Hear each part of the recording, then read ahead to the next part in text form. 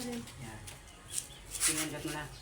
Yan, mga good idol, at ating hilutin ito. Nagtapilok si Madam. Ganito ang paghilot, mga good idol. Oh. Yan, manood kayo mga good idol. Mga kasama nating mga vlogger dyan, mga Team Sikat. Ayan, ganyan lang. Oh. Yan. Yan. Pag tapilok mga good idol, pag ganyan ang tapilok, dito mo tirahin mga good idol yan. Ilalim.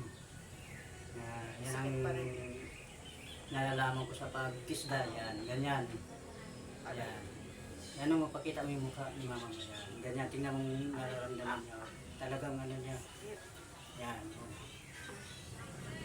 Yan. Tapos, gaganon yung mga konsetor parang litid niya na baliko. Itong litid niya. Tapos gano'n niya dito kasi naapiktuhan ko. Yan. Sa ilalim ng talampakan. Silin nyo kasi ano to na apiktuhan. Tapos ang paghagod, pataas mga sa idol, parang litid ay maano buhay ang mga litid niya. Yan, ganyan mga sa idol. Yan.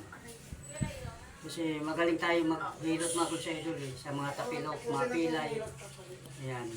Yan. Alam niyo na daw sa susunod kung paano Yan, o. So, puntaan na lang doon pagkatapos pa. Ganyan ang paghilot mga sa idol pag tapilok. Ganyan o. Dukotin nyo sa ilalim. Yan ang kaalaman ko sa tisda yan. Subukan natin sa paa. Tapos size na yan. sakit. Aray ko! Lagyan na natin ng dahon ng tuba para Sabog ang ihi ko.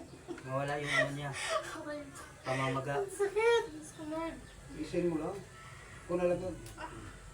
Grabe ah. Ibig sabihin niya mga Hindi na kulsay, hinahalog nawala. to? Tapos na, inano ko na sa apoy doon sa ano ni ano, Rosel. Sunog. Sipsipin yung mga lamig. Yan. Next to, ay kuya na yun. Oh. Waldo! Tumulong ka daw sa ano? Iba pa plus yung TV Sa sa Porto. Dali sa office kaya nanakawin.